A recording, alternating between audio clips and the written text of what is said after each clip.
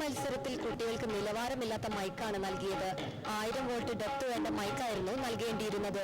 മിക്ക കുട്ടികളും ബോൾ പറയുന്നത് വ്യക്തമായി കേൾക്കാൻ കഴിയാത്തതാണ് പ്രശ്നത്തിനിടയാക്കിയത്.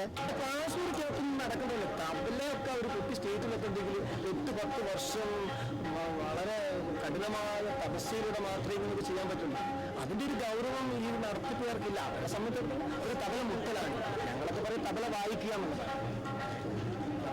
അതാണ് മുട്ടിക്കോട്ടെ. മറ്റൊരു പ്രധാന ഐറ്റം എന്ന് പറയുന്ന ചില ഇനങ്ങൾ എന്ന് ഞാൻ പേരെടുത്ത് പറയുന്നത്. അതാണ് മേളയുടെ കാതലായ വിഷയം. സ്റ്റേജിൽ ഒരു കർട്ടൻ ഇടാൻ പോലും സംഘാടകർ ശ്രദ്ധിച്ചിട്ടില്ല.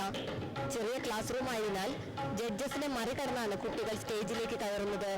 പ്രോഗ്രാം കമ്മിറ്റി പ്രശ്നങ്ങൾ പരിശോധിച്ച് സൗകര്യങ്ങൾ ഉറപ്പുവരുത്തുന്നില്ലെന്ന പരാതി ഇതോടുകൂടി വ്യാപകമാവുകയാണ്. ആർ അനശ്വര, ജീവൻ ന്യൂസ്.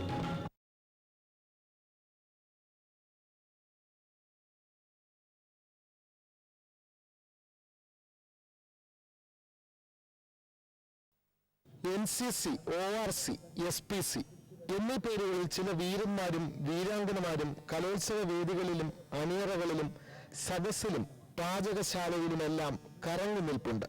ഇവിടെ എത്തുന്ന ആയിരങ്ങളെ വീക്ഷിക്കലും അവരെ നിയന്ത്രിക്കലുമാണ് ഇവരുടെ ജോലി. NCC എന്നാൽ നാഷണൽ കേഡറ്റ് കോർ, SPC എന്നുള്ള വർഗം സ്റ്റുഡൻസ് പോലീസ് കേഡറ്റ്. ഇനി ORC എന്ന് പറഞ്ഞാൽ അവർ റെസ്പോൺസിബിലിറ്റി ഫോർ ചിൽഡ്രൻ. ഒറ്റ വാക്കിൽ പറഞ്ഞാൽ കുട്ടി പോലീസുകാർ.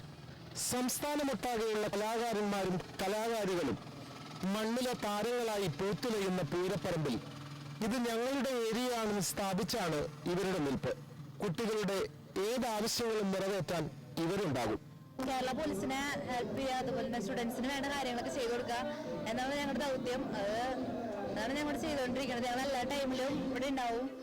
ഇവരുടെ സേവനം ഏറെ ഉപകാരപ്പെടുന്നത് കേരള പോലീസിനാണ്. കുട്ടികളുടെ സ്വന്തം പോലീസ് ഉള്ളപ്പോൾ ഇവർക്കെന്തിന് വേറെ പാറാവ്. കലോത്സവ വേദിയിൽ നിന്ന് ജീവൻ ന്യൂസിനു വേണ്ടി ക്യാമറാമാൻ സജിത്തിനൊപ്പം MK വിനോദ്.